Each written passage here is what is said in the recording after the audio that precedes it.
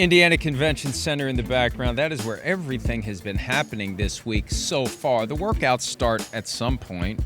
I don't know when, because we aren't allowed in Lucas Oil Stadium. Tomorrow, right? We are allowed in Indiana Convention Center, and we are here. We're going to have some defensive line, edge rusher, and linebacker prospects coming up in the second hour. Some ballers coming out. I mean, some ballers. Some guys that we're definitely going to dominate the news cycle here, as far as the first two-round type of defensive end pass rusher. So I'm excited to size them up. We don't know what these guys are going to do in the NFL, but there was a time when we're getting ready for the scouting combine, and Chris Jones was one of the prospects. That's right. But Jones had a wardrobe malfunction when he was running. Oh, that's right. The 40. Speaking of ballers coming out. Speaking of Peacock. but I digress. We never know where those stars of tomorrow are going to come from, and when they get into the NFL, it's time to get compensated once you perform. So, one thing I'll say with this, just real hit on that a little bit, just real quick before we get to it.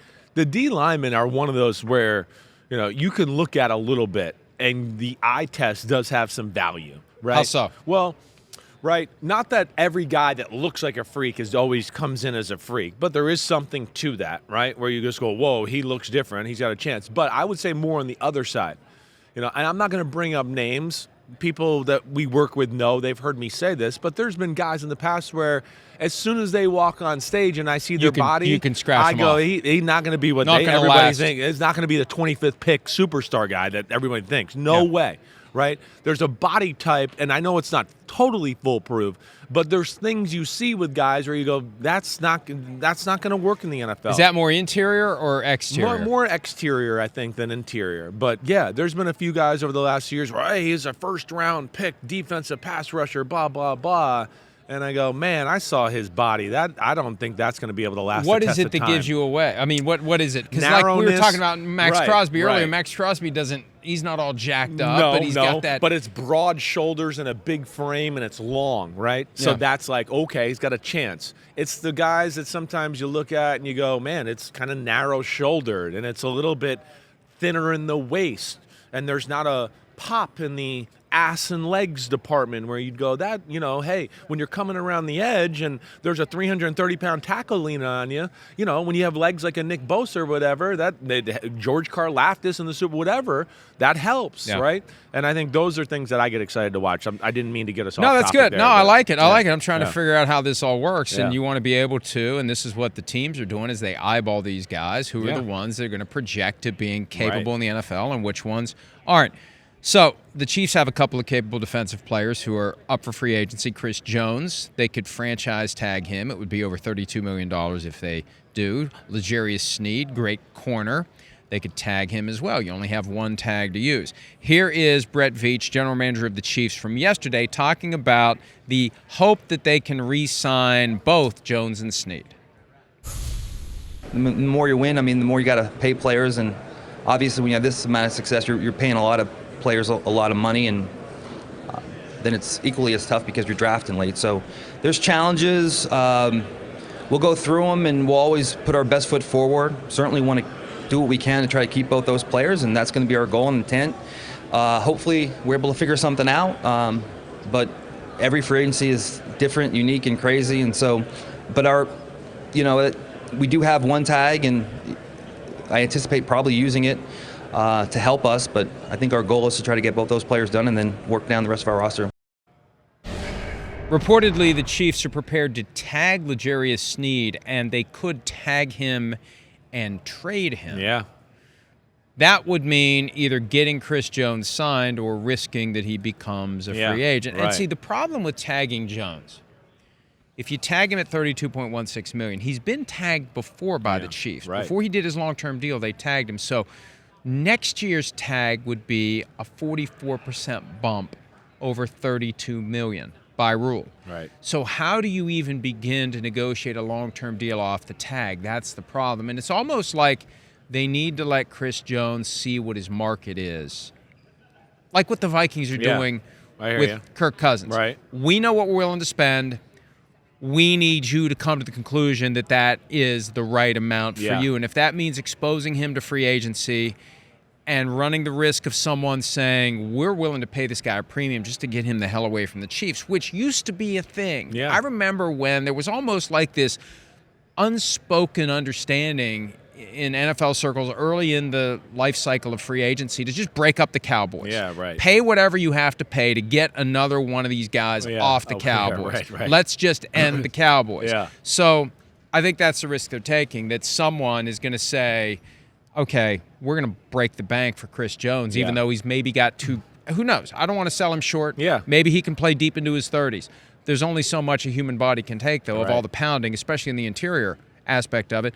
But if somebody says, we are determined to make this guy not a Chief, even if it hurts us, we're getting this guy away from the Chiefs. It's really an interesting topic. I think there's a lot of different ways it can go. I think the one thing I look at is, I feel like, one, if you're just going to, finding Chris Jones of the world, to me, is harder than finding the L'Jarius Sneeds of the world. That would be the first thing I would say. Just to find a 330-pound absolute monster freak in the middle of your defense does not happen a lot. It's hard, right? I'm not saying it's easy to find the L'Jarius Sneeds of the world, but I do think it's easier than trying to find a game-changing, game wrecker in the interior part of the D-line. There's value there. Let alone he's a pillar of their franchise history now, period, right? I mean, he's an all-time great in the history of the game, and he is definitely one of the greatest Kansas City Chiefs players ever. I think he understands that. Last year, he took kind of a hometown deal to kind of make it all happen. It was so weird. He held out and missed a game, and then just kind of folded the tents. So I feel like with the Chris Jones, and I think he's very aware of what he's a part of in Kansas City, and this is where I think they're going to try to thread the needle, as you always say, of, hey, maybe they can get Chris Jones short-term type of deal with a good chunk of money, but nothing that kills them as a football team. And I think that he's aware of that. And then you do whatever you got to do with L'Jarius Sneed, whether that's franchise tag him. My point with L'Jarius Sneed is, hey, he's really awesome, but they have a depth at corner. They got players at corner. Right? I mean, we know McDuffie's an all-pro corner.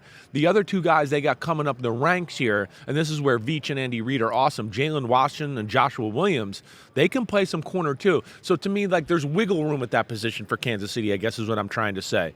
As compared to, you lose Chris Jones, I go, who the hell are you putting in there? You can trade Tyreek Hill and you can reconfigure your offense. You can't let Chris Jones go and say, we'll reconfigure our defense. Out another monster. We'll play defense differently. Exactly. You need him in the middle. And I think, and remember, after the parade and rally, obviously the news cycle was dominated by the tragedy there that happened right at the end of the rally, but we did eventually play the Chris Jones sound. Yeah, that's right. I'm staying this year, next year, and the year after. And it made me think they were already down the road to a 3-year extension. No, it was just Chris Jones having a little bit of what Travis Kelce was having that day and speaking the truth. The ultimate truth serum. Right. A few beers or a few more. Yeah, carrying around the ball of 42 like Matthew Stafford, and the truth comes out. Right. So it's hard once that's out there to walk it back because the Chiefs understand this guy. Look, if you leave Kansas City, Patrick Mahomes is no longer your teammate. Yeah. It's that simple. Yeah. You're not going to be in a position to have these huge games in the Super Bowl, to make your legacy, to earn a spot in Canton. If he hasn't already, maybe he already has. Yeah, but if you go somewhere else and the team struggles, it makes it harder. Yeah. And don't you think it puts more I think there's more pressure on Kansas City around the Chris Jones conversation now because of kind of the things you just said. I mean, he's kind of a Hall of Famer now. It's period. It's that's what he is. He's one of the best defensive tackles of our era. He's, in fact, other than Aaron Donald, you'd go, it's Chris Jones of the last 10 years. He's the guy that's been kicking butt around football. I do feel like there'd be more backlash, right, from the Kansas City fan base if Chris Jones goes somewhere and still kicks butt and they have issues as compared to the other scenario of L'Jarius Sneed, right? I think you're right. You know what I mean? They're going to be like, what?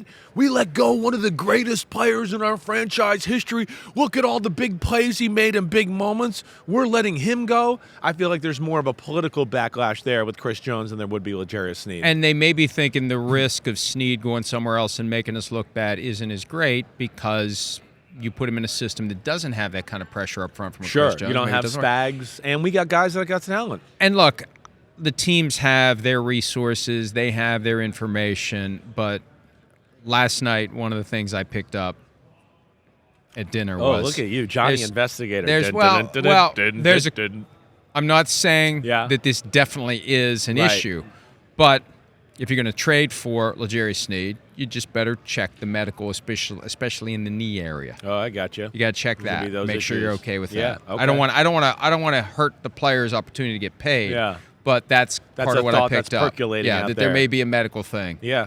And that may be why the Chiefs aren't all in on it. all in, and that they're willing to tag and trade. Right. If there's somebody else that'll take them on and not worry about that potential red flag, so be it. They're one of the greatest teams we've ever seen. It's hard now to trim the fat, right? Like they say, right? And this is one where we just heard Brett Veach talk about, hey, it's tough. Teams want to overpay for our guys. We draft late in the first round. Well, here's a guy that we know is really damn good. Again, I voted for L'Jarius Sneed to be all-pro. But at some point, you just can't have everybody, right? And that's why, Veach and Andy Reid have been so special. They've drafted well, so they got to kind of believe in that process. They're not going to be able to sign everybody back in free agency that was their own draft pick at one point. And this one, franchise them, tag them, whatever else, and then, maybe we get a second-round pick for a guy like L'Jarius Sneed. That's a big boost for a team like Kansas City who's, strapped in that category a little bit. Hi, it's Mike Florio. Thanks for watching PFT on YouTube. Hit subscribe for the latest news and analysis from Pro Football Talk.